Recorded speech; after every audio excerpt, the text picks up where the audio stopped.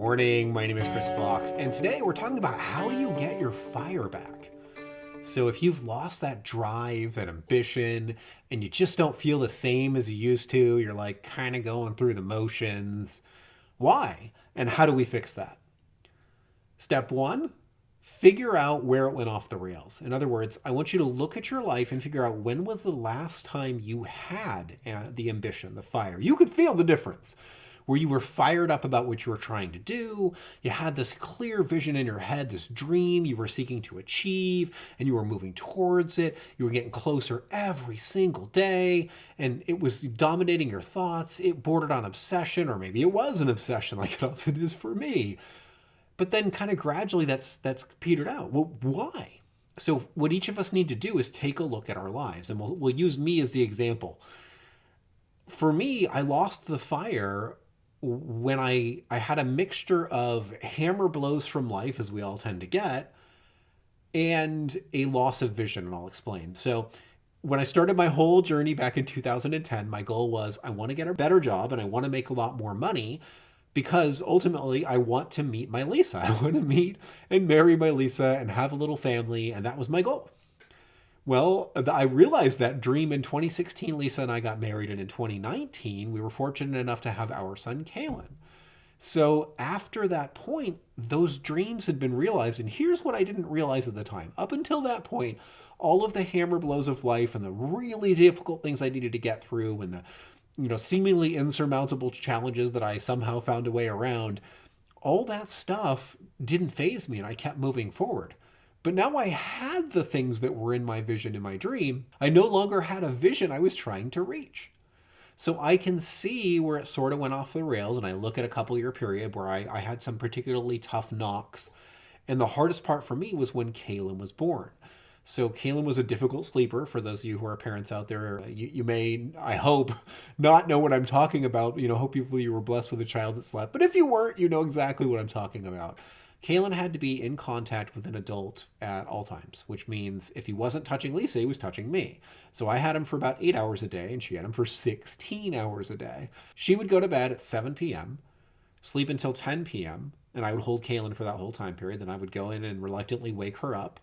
She would take Kalen for a feeding, and I would sleep until, I want to say 4. I got 6 hours of sleep. So from 10 to 4.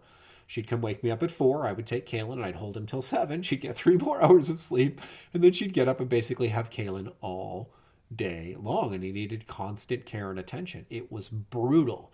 So Lisa obviously needed as much support as I could give her. So did Kaylin. And I wasn't able to take my foot off the gas. I still had to run my corporation and crank books out like I never have before. I put out 12 books the first year Kaylin was born without really understanding the cost. And I can see as the 2-year period after Kaylin was born progressed, my love of what I was doing petering out. And I now understand the reasons why. I look at it, I'm like, oh, that makes so much sense. Because I monetized everything that I do for fun, not just writing novels, but also role playing, to the point where when I ran my campaign for the Magitech Chronicles back then, after we had successfully kickstarted the RPG, I did it online, and I let the people who would back to the Kickstarter watch, so they could watch our sessions. And we played for a year. It was a great campaign. But in the very last session, an angry customer broke in and started complaining about customer service. So we're in the middle of this year-long iconic campaign, and they just basically busted in and ruined it. And it really, really upset me because I felt like there was nowhere I could escape to. Now, this brings us to phase 2. So at the end of 2022, I'm tired, I'm demoralized, I badly need sleep, and my wife needs it even worse. And I just feel like I cannot write another novel. So step 2 is address the issues. You look at where your life is and where it went off the rails and when you lost the fire, and you look at where you're at now, and you can easily see, oh, this is different, this is different, this is different. I have a child.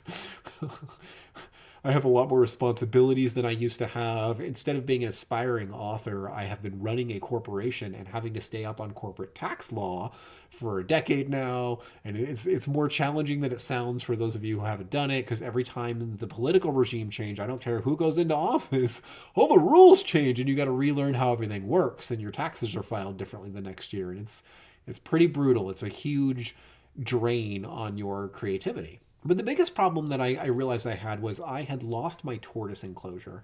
And if you're not sure what I'm referring to, it's explained in the book Lifelong Writing Habit. I borrowed it from John Cleese. He's got a video where he explained that you need to create a little tortoise enclosure where your creative mind can come out and peer about and play.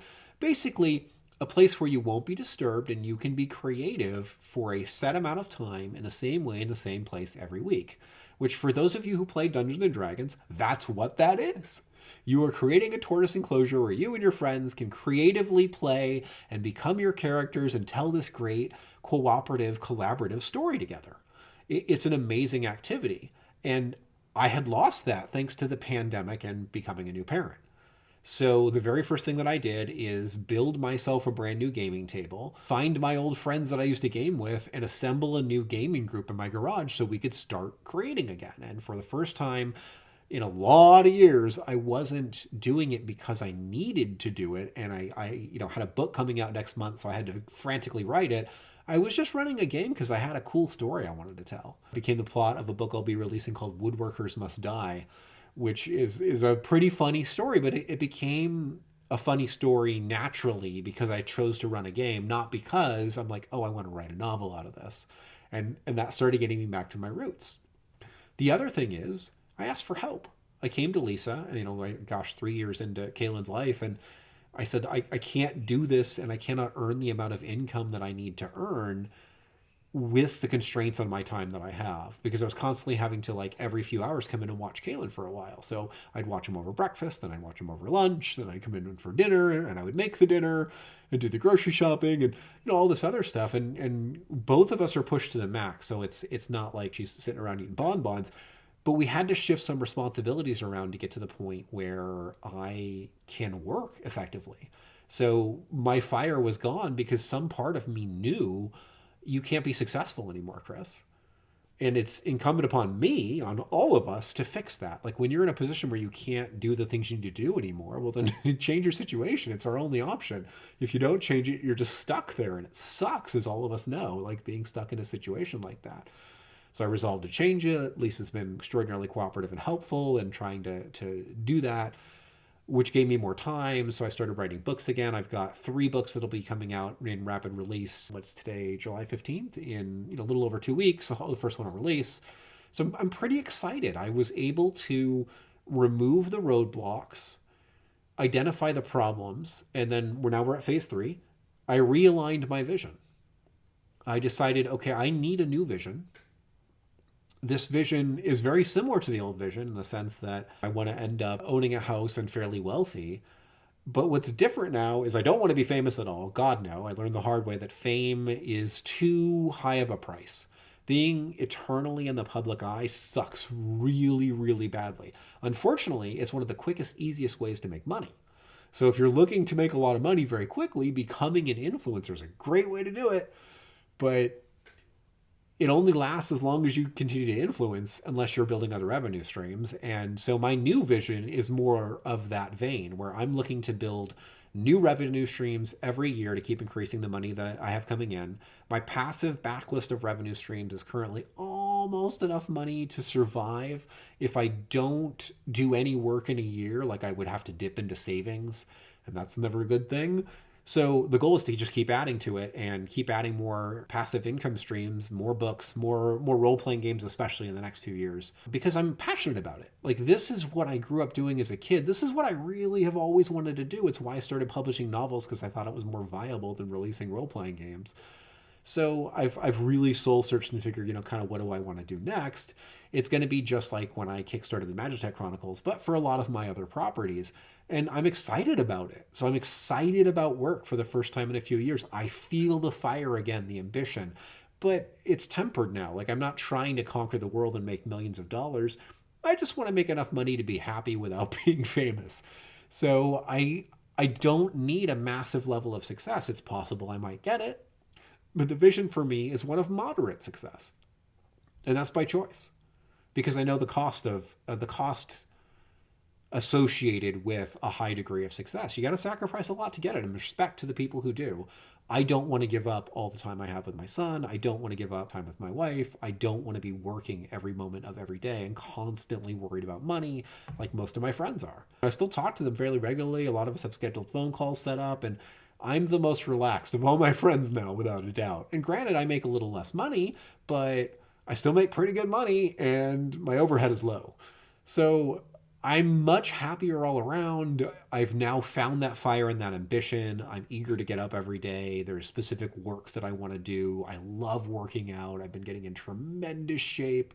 I'm fired up in a way I haven't been in a lot of years. And it came from this 3-step process, which I'm hoping you'll consider applying to yourself. And again, just to recap, first, you've got to look at your life and identify the problem. When did it start? When did you lose the fire?